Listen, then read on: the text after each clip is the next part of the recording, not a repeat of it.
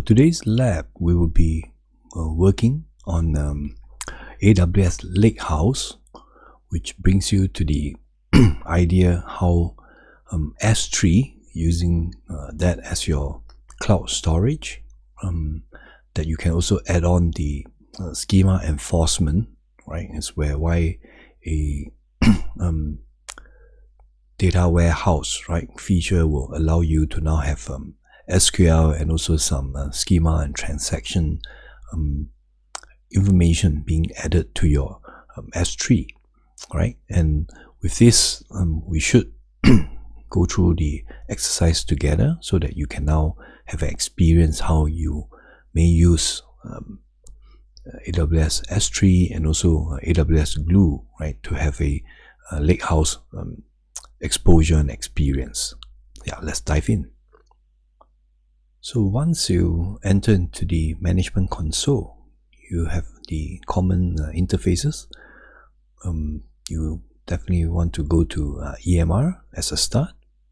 And I also encourage you to look for S3, right? Either you do it this way and open a new tab, and at the same time you may look for AWS Glue, right, like this, and I have it already with me. Okay, and then you can start also having this page ready. So in this case, you have all three tabs prepared here. You can switch between them because I would definitely want you to look at the bucket, right? You will need this information throughout the exercise, and this is where we will do the work we want to do today. So let's go back to EMR. I think the first thing we want you to try is to clone, one of these setting that you should be having. And you don't really need to change everything since you are using a working example earlier, right? So clone cluster would have gotten your cluster up in no time. Click refresh and wait for it to be ready. At the same time, while waiting, I want you to go over to your AWS Glue, and you can already begin with part 1. What you need to do here is to first go to catalog, and you can see this is the catalog that is ready for you. You can go to database. There's already a default database here. I want you to click on add database. Here you will create, let me close this, right, a lab 7 DB. That would be your database name. Let me change it correctly, lab 7 DB, and then click create database. And when this is ready, I want you to click on crawlers. Here, click on create crawler and name it as in the instruction, lab 6 Parquet crawler, and the rest you can leave it blank. Click next, and here you can select a data source which I want you to point to your S3. So you keep S3 here, the rest you can keep it standard. You'll be in this account, click browse S3. You should be able to see your S3 being listed here. Now click on S3 path and select lab 6, which will point you to the output from the previous lab. Select this folder and click choose. Now you have selected it. You want it to crawl all subfolders inside, and that's where you can name this as a data source. With this, click next, and you can select lab row, which is a default IAM row that you can use. Now click next. For your target database, select what you have created earlier, lab 7 DB, and the rest you can leave it blank. You keep the schedule as on demand. Now you can click next, can review it for one last time, all the details about your setting. But if everything is correct as you see here, now you can click on Create Crawler. Do not skip this step. Once you're done, you can see the information about the crawler. You need to click on Run Crawler so that it will begin crawling the data.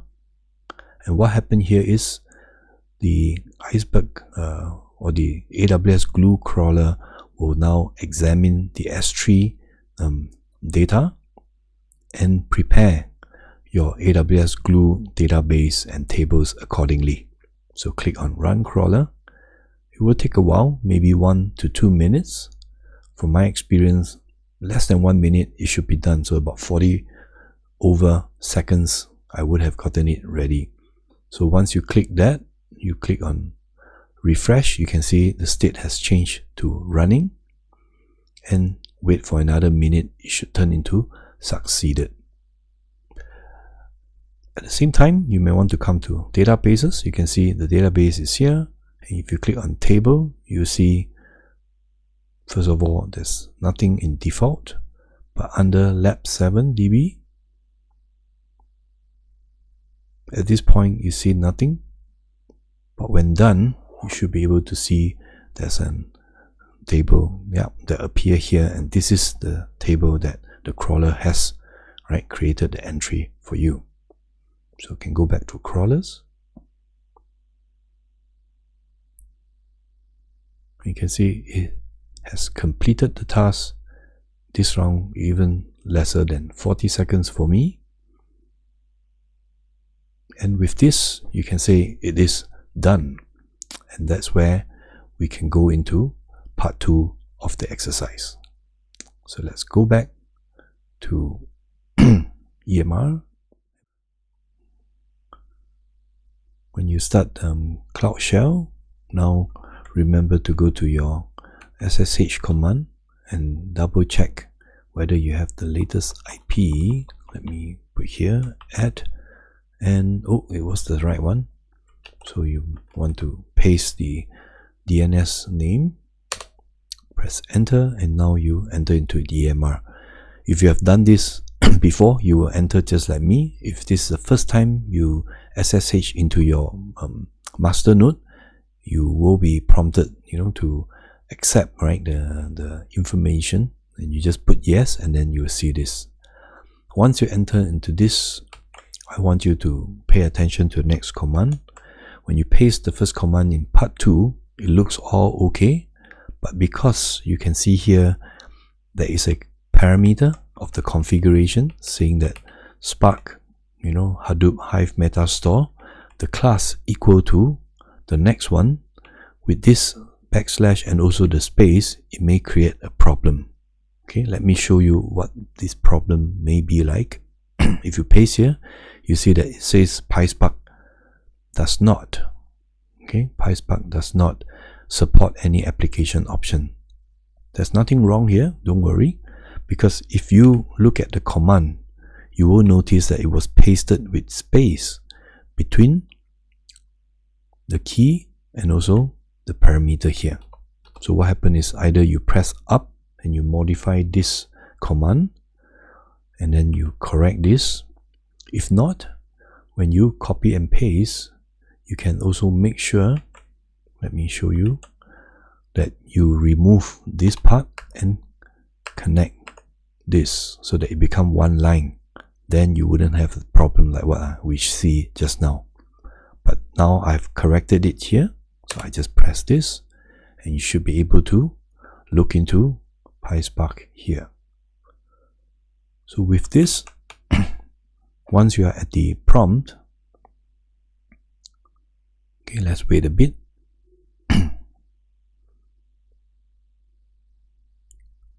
If PySpark is ready, you can now copy 3 more commands from part 2 in order to see if you have problem connecting to the Glue database.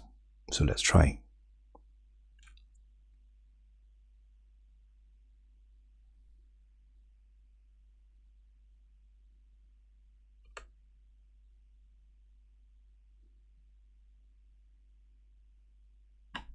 Okay, take a bit longer than we expected.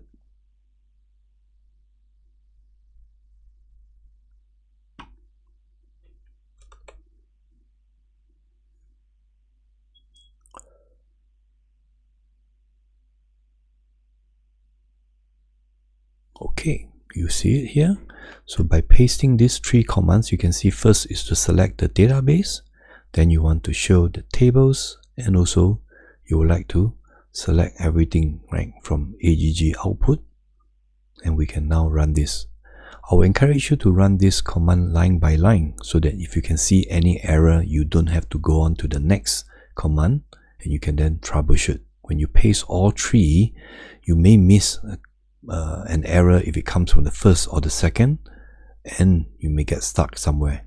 But again, these three should be harmless. So you can see running this first is okay, and then you see the second one will show the table, and on the screen you can see this for the first time. You see a stage 0. This is also the lazy operation in place. Only when you do a show, then the 2 steps before will be carried out, and that's how you can see everything is being displayed here. When you can get this output at this point of time, that means your setup is working, and when you are ready, you can go on to part 3. Feel free to pause the video, and you can also play with the SQL command around the AGG output table to just explore the data on your own. When you're ready, then you can resume this video and go to part 3. So in part 3, what you need to do is to first prepare the data set, and this I've prepared in the lab sheet where you can download, right? You can even remove the backslash. It will be taken from this and will be stored in /tmp. And this is easy, it will download very quickly. And after that, you have 3 commands that if you look at them, they are basically creating the folder in the Hadoop HDFS, upload the file into the HDFS storage, and then also take a look if the file has been uploaded successfully. So you're going to get the 3 steps done on the EMR cluster, and it should be quite confirmed. All these are fine. So you can see now I have the file in HDFS, and that also means we can run the next example assessing it from the EMR. So what happened next? You look at the command. I request you to run this. Okay, wait a minute. Need to recopy it, which is to check whether a jar file exists. And this has the reason that you need to make sure this jar file can be located before we can run the Spark exercise. So by checking that you can see the file is pointed to a jar file means this file exists, then you can see the whole next PySpark code that will include the configuration of where the runtime is, and the rest should work. The one thing you need to modify is the bucket ID.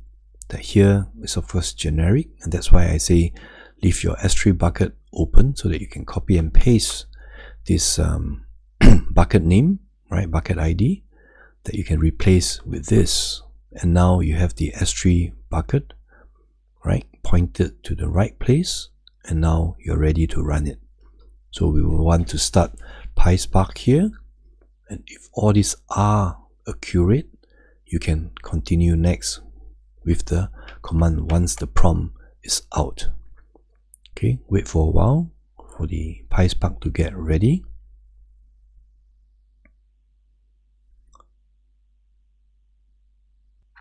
And once it's ready, you see the following being displayed. So you want to now copy and paste the first part.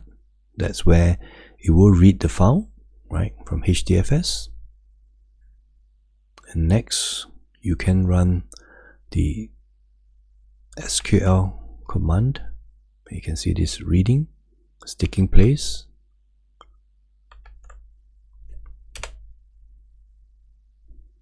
And it looks okay.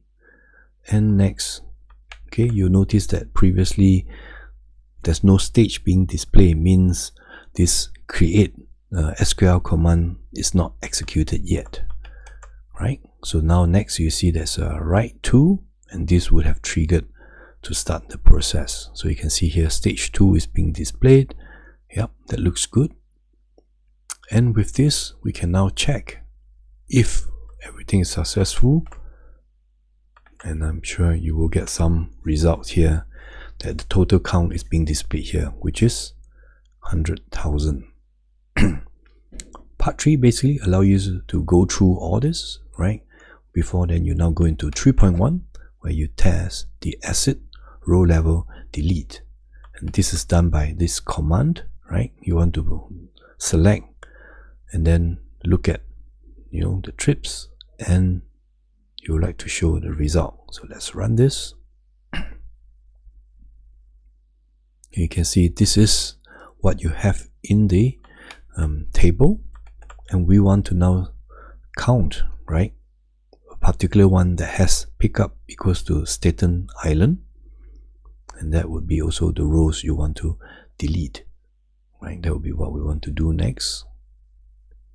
Okay, so this is that much from Staten Island. You can see here, this will be the one that we want to remove. That's why the next command shouldn't be too difficult to understand. We will run a delete from the taxi trip table where pickup borrow is Staten Island. And of course, this line will now be executed when we issue a select count, right, with a show selecting it. Let me see, this is correct. So let's do it. So you can see this is the first result that you see. And secondly, now if you check everything, Staten Island has been removed, right? That means it has been deleted, right? Yeah. So this is something you can also compare. As I put in question 5, can you try to delete this on the Parquet file yourself? Would it work? That's something you want to find out. Next, in 3.2, we will look how time travel can be displayed. And as you remember in the lecture, time travel allows you to look at the snapshot of previous operations. In this case, we have done 2 things. And if we want to look at what was done earlier, let's run the command. Okay, this is a little bit tricky because you need to copy the snapshot. So we are interested in this snapshot ID. So maybe let's copy and paste this value somewhere. And now let's insert this, and of course replace the snapshot ID with the one you just copied from the first one. And when you paste here, you see it can actually check and say pre-delete count is this amount, and of course then you know what has happened in the past. So maybe just as an extra step, right? If we now run the same command but with another snapshot, right? Let's see what we see here. Okay, that will be the second snapshot ID. You can see this is another value, 79849. What do we see there?